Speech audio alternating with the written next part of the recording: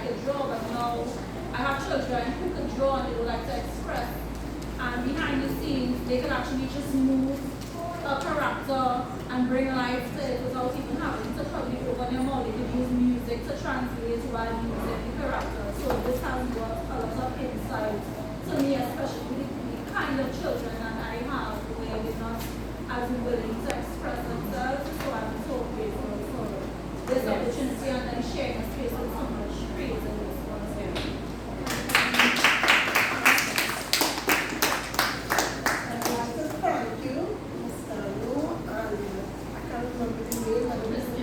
Geneva. And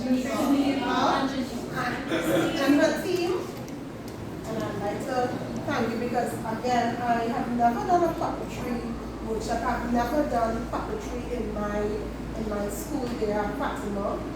But I hope, and I would be using it, to bring light to especially the playmaking aspect in Form 3. And even to the Form 1s, because the Form 1s are so full of life.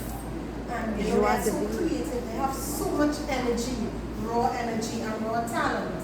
And I really think that puppetry will be that thing between, that go-between, right? Because they are at that junction between childhood and adulthood, teenager, right? So I see it being used in a very magnificent way. And I really hope, and I agree with Ms. Genevieve, that more time and more workshops in this area, particularly, can be done.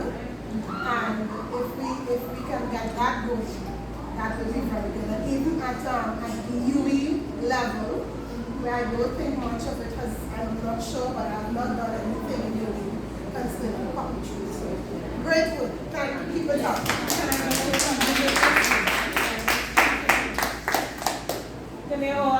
I just want to say thank you again. And also, it's a reminder that when we did our degrees or practitioner certificates, whatever we did, it was so much information and so much work, but it's a reminder for us to go back.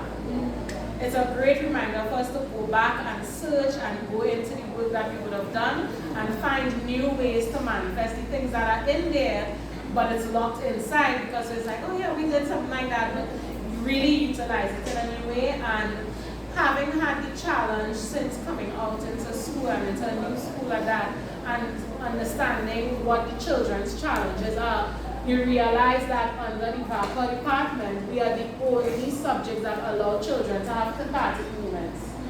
To be able, so we are doing more than just teaching a subject. We are doing a lot of work and the healing and the everything that comes with it. And I think that we can utilize these tools very well to get both things done. One of the most effective workshops that we've had. So I applaud all those who took the time.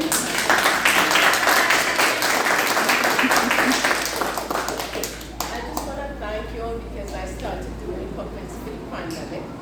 For everybody to come on screen as their puppet, and I had them do PSAs for safely wearing a mask, that sort of thing. And I continued doing puppets when school opened back, and some curriculum officer came and told me, you kind of overdoing it because we want more body and more this and more that.